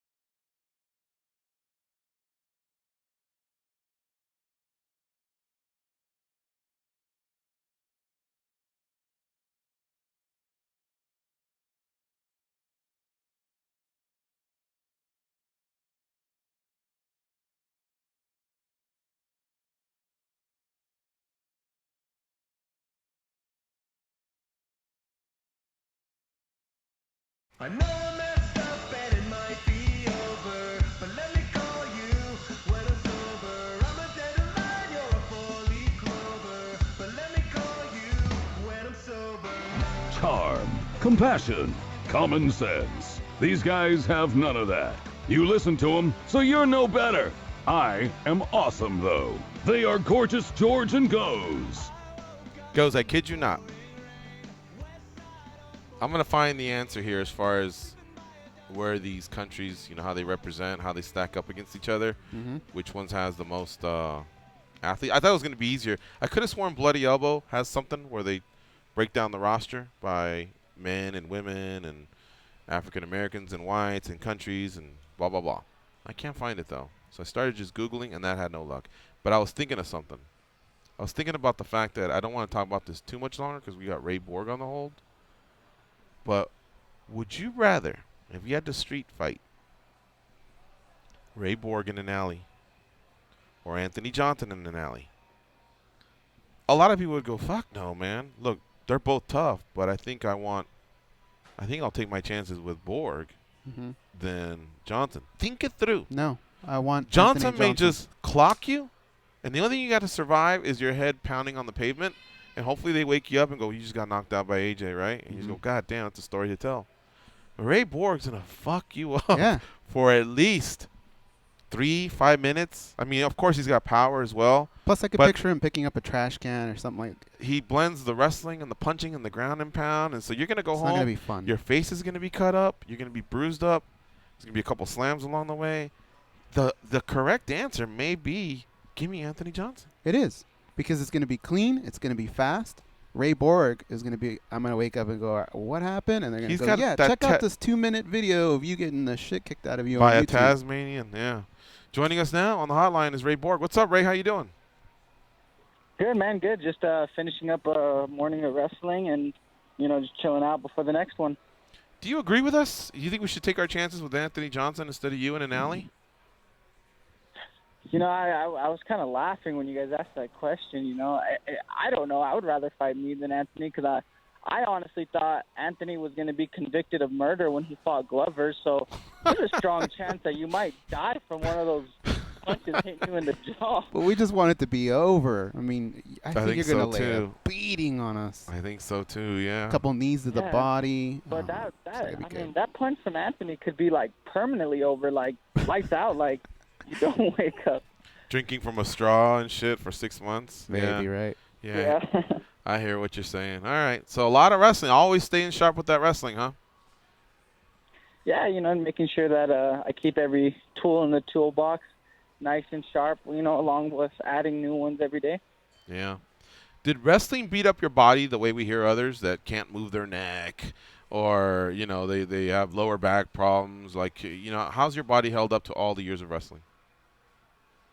You know what, man? I get a lot of people asking me questions about wrestling, like where did I wrestle in college, where did I wrestle in high school. I only wrestled 2 years in junior wrestling my whole entire life. So my body's been pretty healthy from wrestling because when I started training MMA at 13, I started with just pure MMA wrestling, never straight wrestling. So I don't develop the knee problems from the weird scrambles and the low stance or that, the back posture from a constant wrestling stand. I've always wrestled from a striking position. So, I never really had problems with the whole traditional wrestling style of that strong neck and that, pulling of the muscles and all that kind of stuff. You were born at the right time, man. You got to, from the age of 13, just start training MMA, basically. Wrestling for MMA, boxing for MMA, everything, all the different disciplines and sports that encompass mixed martial arts for MMA. But that's pretty cool that your generation, basically, you're a well-rounded MMA fighter from day one. Yeah, I tell people all the time, a lot of these people when they first get into MMA, even as young kids, they're like, okay, I'll take a jiu-jitsu class first, and then some boxing, and then some kickboxing. Now, when I was 13, it was thrown to, at the time being at the gym that I was at, Abel Colum, who's had a couple RFA fights, actually fought Wilson Heath for like the first Elite XC belt. Him and his brother were just killers, and it was like, okay, here's some MMA gloves, have fun, and, don't get killed. So from day one, like, there was never any beginner jiu-jitsu classes, beginner boxing classes. It was always, grappling with punches, punches with takedowns, and so on and so forth. Yeah. Well, that goes to show you, how great of a wrestler you are that a lot of people are convinced, wow, this guy must have had some serious background. Even the announcers are always stressing Ray Borg's wrestling and your tempo and everything, but there you have it. Timing more than anything. His timing's amazing. Yeah, it sure is. Very explosive too. Yeah, I've that's one thing I've learned to work on is great timing. I feel like that's what a lot of wrestlers lack in the MMA game. For example, Henry Cejudo is an Olympic gold medalist, but he doesn't know how to time takedowns with punches. So I don't feel like his shots incorporate with his MMA unless it's an upper body takedown, just because the timing is just so much different from straight wrestling. And that's just something I've been working on and perfecting since I was a kid. Ray Borg, our guest here on MMAjunkie Radio. Goes, what do you have for Ray? Ray, when you're not training for a specific opponent, are you training for the champion? And what kind of training are you doing for that? I've as cliche as it goes, like, a lot of people who get a title shot or whatever, they're like, yeah, I've been training for this guy for years, and I've always been prepared for this guy. But no, I have literally prepared for DJ since he won the belt the first time, because I just knew whether it was going to be when I was 23, whether it was going to be when I'm 28, I knew at one point I was going to fight DJ. I just knew it in my head, knew it in my heart that it was going to happen. So I always, even when I'm training for an opponent, like a specific opponent, even if it's Formiga or, Justin Ortiz, no matter who it is, I'm always in a position where, okay, I'm good here. Formiga wouldn't get me here. Justin Ortiz wouldn't get me here, but would DJ catch me here? And then I would fix those things. Because I know that if I can stop DJ from getting me in a certain position, then nobody's going to get me in that position, just because of the level DJ's at. So it's always been like little things to make sure I'm not only prepared for my opponent, but also for something DJ can do as well. Well, let's talk about the level that DJ's at. A guy that's been so dominant for the last couple years. Do you watch him and see weaknesses, or could it be that the guy doesn't have weaknesses and the night of the fight it just comes down to you being better than him? I've said it for a while. DJ does have technical weaknesses, nothing big. Like, he's not like a horrible wrestler or horrible scrambler. He truly is good everywhere. He just has tiny little holes that people don't exploit, or if people do, they do it the wrong way. So, I think the biggest aspect of DJ's game is he's a great wrestler. He's a great boxer. He's a great striker, but it's more of his knowledge while he's in there. It's his ability to see things, his ability to adjust. Like I tell people all the time, you're more than likely not going to beat DJ in a rematch if he beat you the first time, just because he's so intelligent at making those, adjustments. But for only being 23, I think that I have a very good understanding of the game and intelligence of a game, and then having Brandon Gibson, Greg Jackson and Wink behind me, I've learned to be a lot more smarter going into fights. So, I think DJ's got some holes that my style actually will exploit.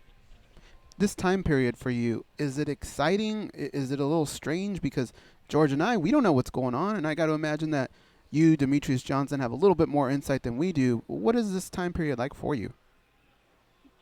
I think DJ and TJ probably have more insight than I do, really. I mean, as far as like hearing from the UFC or anything like that, it's been more just talked about than anything. So Formiga was supposed to be the guy to be the reason. You get people on Twitter like, "Oh, Borg missed weight in his one of his last two fights.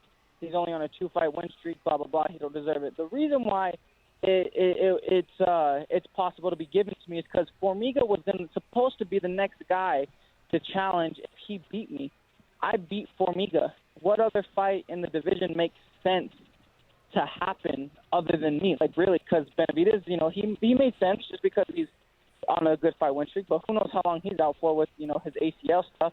Cejudo's injured. No one else really makes sense.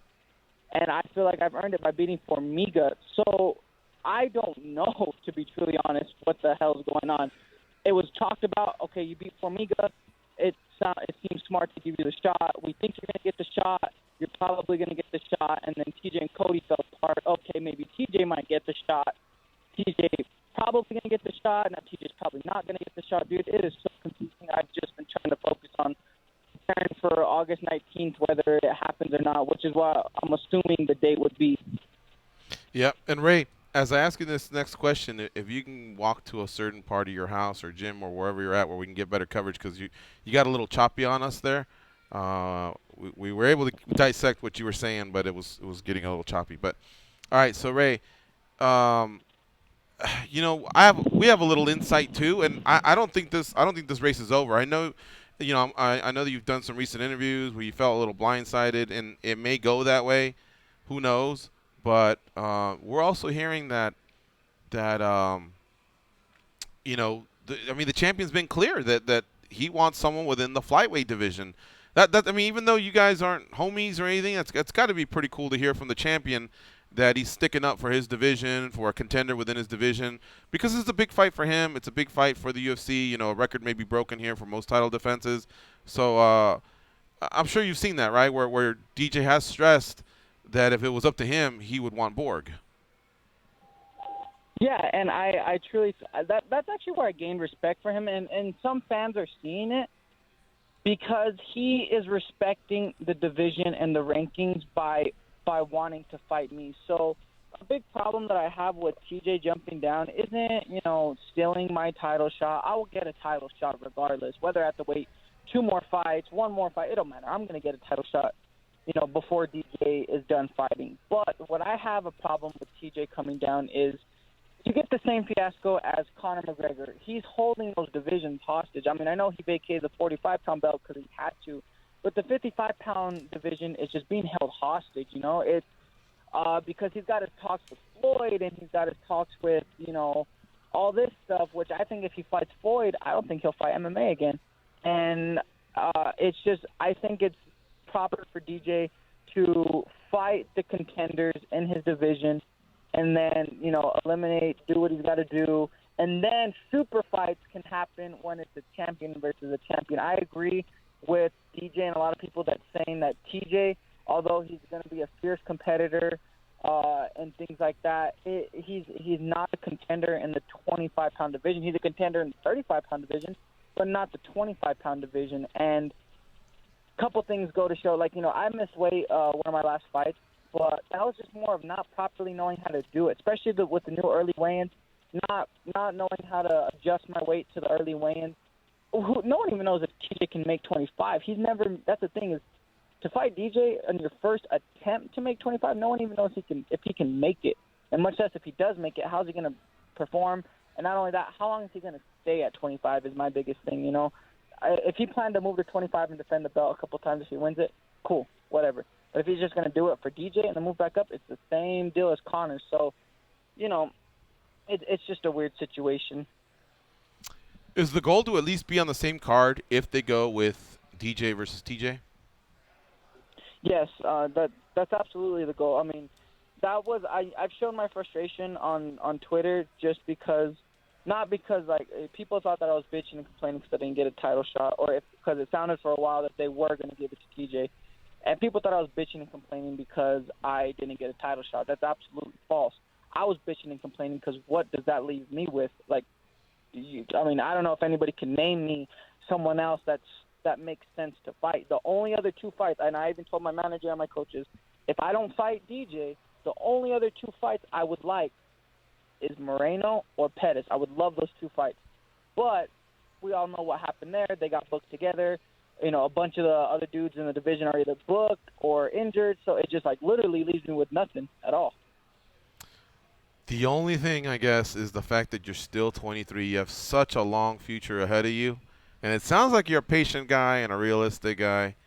But yeah, I guess we'll know soon. Has there been any talks as far as when at least this will get sorted out? Do you anticipate this will be sorted out in a week or shorter time than that? Or I'm hoping a week, man. Truly, I'm really hoping a week. It's a thing that drives me crazy about being an MMA fighter is not knowing things. So, for example, if I don't fight DJ, that's fine with me.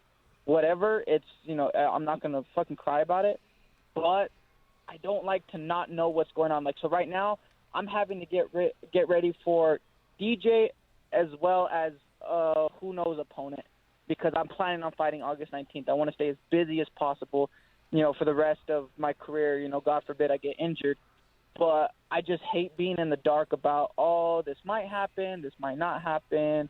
You might fight this person, you might not fight. I just like to know. Even if they don't tell me a right away opponent, as long as they tell me it's not DJ, cool. If it's DJ, cool. I just like to know who, where, and when I'm fighting.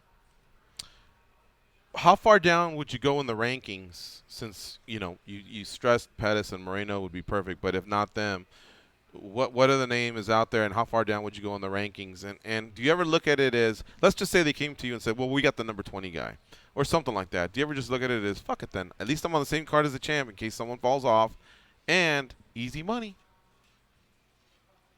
It's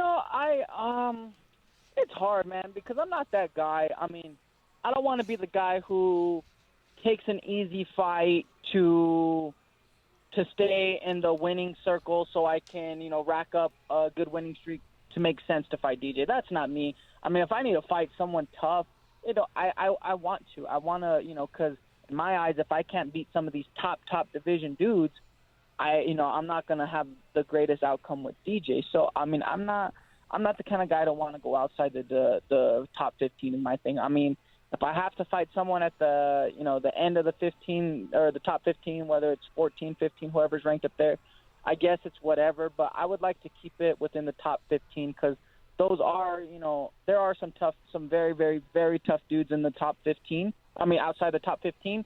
But there's a top 15 for a reason. Those are the best dudes in the division. And I want to continue to beat the best dudes in the division. And, and then eventually, whether it's this fight or next fight after, beat the best in the division, whoever that may be, after they figure out who's fighting who and things like that. So I would like to stay inside the top 15. As someone from Albuquerque, what do you think of the national chain Chipotle? Does it live up? I'm sorry, what was that? As someone from Albuquerque, what do you think of the national Mexican food chain Chipotle? Is it an insult to? I think Chipotle. Or is it legit? I think Chipotle is white people Mexican food is what I think. I feel like when white people want like a taste of what Mexican food might be like, they're like, oh, let's go try Chipotle.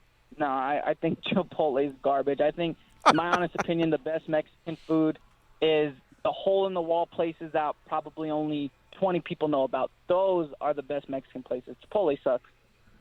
I kind of like Chipotle. Okay, but even street fight might happen after all. Even with the hot sauce? I mean, the hot sauce is pretty spicy. You know what, man? I lost hope on Chipotle after the second time I tried it, so I haven't even gotten far enough to try the sauce. I mean, I agree with him. Obviously, the hole in the walls are way better. There's a place not too far from here that I really like. Right. But Chipotle gets you out of a jam. Your ass is running at times too. It's hit or miss as well. Yeah, that's true. You know the guys in the back. They're not really. They're not washing serious. their hands all the time. Yeah. They're late. All right. And that's what gives it that extra flavor. That's where all that flavor comes from. Oh man. Okay, last question, Ray. Listen, all this started because TJ picked up the phone and called Dana White and said, I want to do this.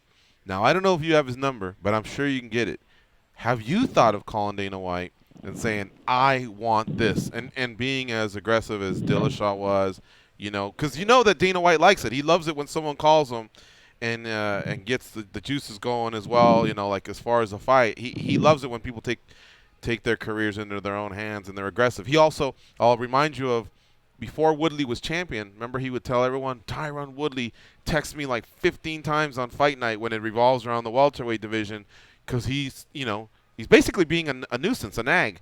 But guess what? A lot of these guys get what they want too because they're the last guy you hear. That's the last name you hear.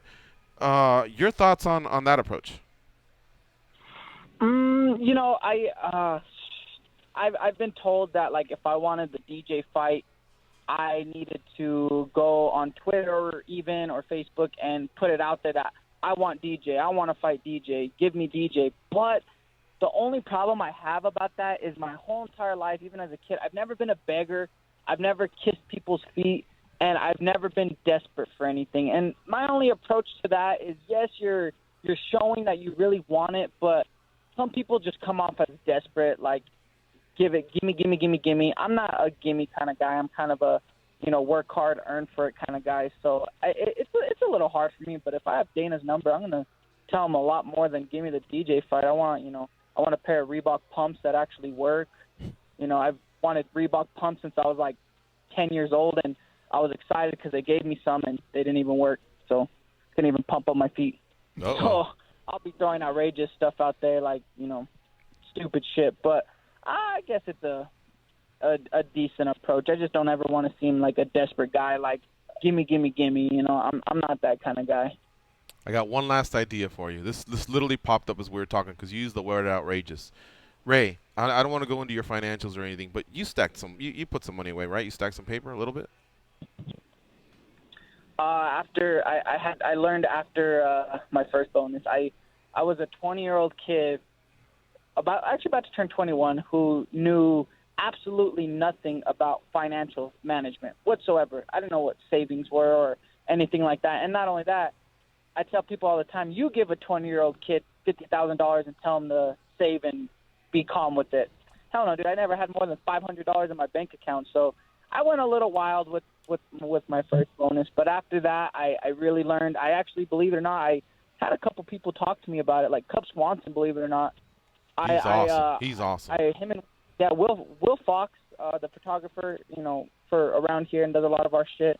He's real good friends with the Cub, and I told Will, I was like, man, I'm having a hard time managing my money properly, and I talked to Cub. Cub is a ridiculous entrepreneur, and I've been looking out lately with putting some money away and making sure although I'm still super young and I can fight for 10, probably 12 more years, I've already started to think life outside of fighting because I'm smart and I know the money I make now in fighting is not going to last me when I'm 60 years old. So I've put a little bit of thought into life outside of fighting. Well, here's what I was getting at. If you had a couple grand laying in a little secret envelope under the mattress or whatever, your girlfriend, your wife, whoever, doesn't know about it, surprise her and say, we're going to Seattle this weekend. You fly to Seattle. You go to the top of the Space Needle and have her or a buddy or whoever you want to go with, someone take a picture of you on top of the Space Needle with a sign that says, hey, DJ, let's do this. Something, you can keep it casual like that, or you can be more brash, I guess, and say, I'm going to own this town on August 19th. You know what I'm saying? Something creative like that. And at the same time, a weekend blowing off steam in a great city, because Seattle's a great city. From what I've heard, I've never been there. So if you want, you can take me. I'll take the picture. But so if you don't want to necessarily beg and go the Dana route, how about I'm waiting for some more creativity from fighters. I like that. This is my needle till you come take it from me. Yeah. Yeah, that's pretty good. You guys want to run my Instagram accounts and stuff too? Dang, that was pretty good. I like that. It's a long ways to go for some promotion. Well, but it is. You could do the Photoshop. I could pass for Borg if you just zoom out a little bit and fuzz it up, and we'll just say it's him. You'll take the trip for him? Yeah, I'll do it. Yeah, there's the magic of Photoshop. Close your eyes a little bit. You probably need to, be on your knees. Put some shoes on your knees. Look smaller.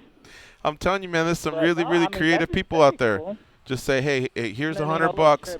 Photoshop me here, write this, throw some ideas out between your homies, come out with something creative, and I keep waiting for that because I'll tell you what, I'm nowhere near a kid anymore, but I do get a kick out of there'll be kids hanging off a freeway and they know a girl's gonna go there and they'll say, go to the prom with me. A lot of kids are getting real creative with social media and stuff like that, and next thing you know, Raider cheerleaders are their dates I think Ariane Celeste once went. Yeah, some kid did. Connor Cordova. Yeah, he did that campaign or whatever. But I give it up to creativity. Sometimes others just, that's what makes the difference. So you said the word outrageous. I decided to say something outrageous.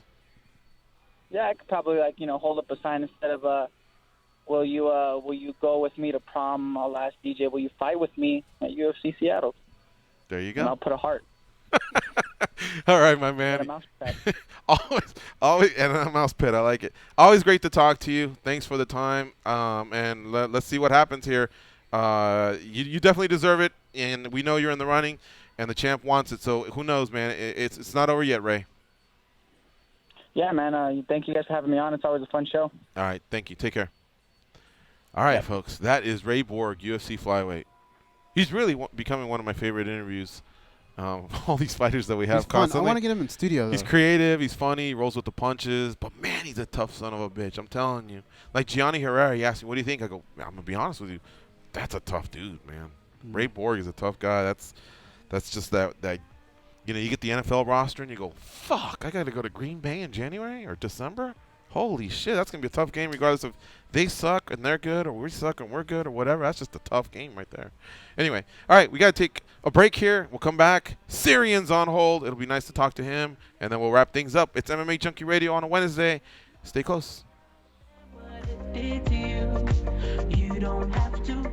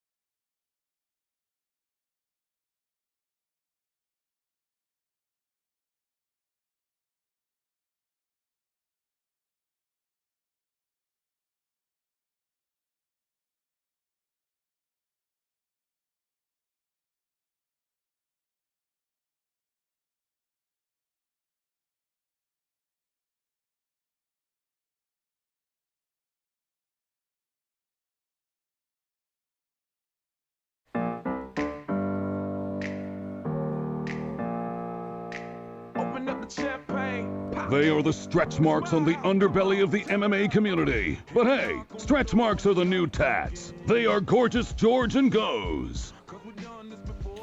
Volkan Ozdemir will be fighting Jimmy Manuwa at UFC 214 in Anaheim, California. That was announced earlier today. So it's nice to have a little bit of that backup in case Jones be tripping. But we're expecting John Jones and Daniel Cormier, obviously, to happen. I'm going to say positive. In fact, I know it will happen. No, I don't. But, hey, I think it makes sense. Don't you guys? I like it. Yeah. But you're right. It makes sense. Do you want to get MMA history out of the way? Yeah, let's or do do that. you want to go to Syrian Let's first? do this. I want to say thank you to myself for booking Ray Borg. Good job. And thank you to Tim L. Sometimes I'm not sure people like me to blast the last name, but Tim L. for facilitating the Peter Sabota interview. Goes. Danny. All right. Shout out to the Twitter handle MMA History Today. So, days is May 31st, 2008. So what is that? 9 years? 9 years ago. Yeah. Today, Kimbo Slice lands a right hook against James Thompson that causes his ear to explode on national television. TKO. Damn. There's a picture with it too. It looks really gross. Yeah. That was good, Danny. Today he flowed a little bit better. I got to be honest. Yesterday, Danny sounded like, you ever see when we, the jury, they're handing out the sentence, and they're obviously not familiar with the legal terms, and so they're kind of like stumbling or whatever. It almost sounded like one of those people. I think it's the floor person for the jury. I was so out of it yesterday. Yeah, it was really dealing like that was with a time change. I don't give these often, Yeah. but I think that was a D-. Today I'm going to give him a B-, but it was a D-.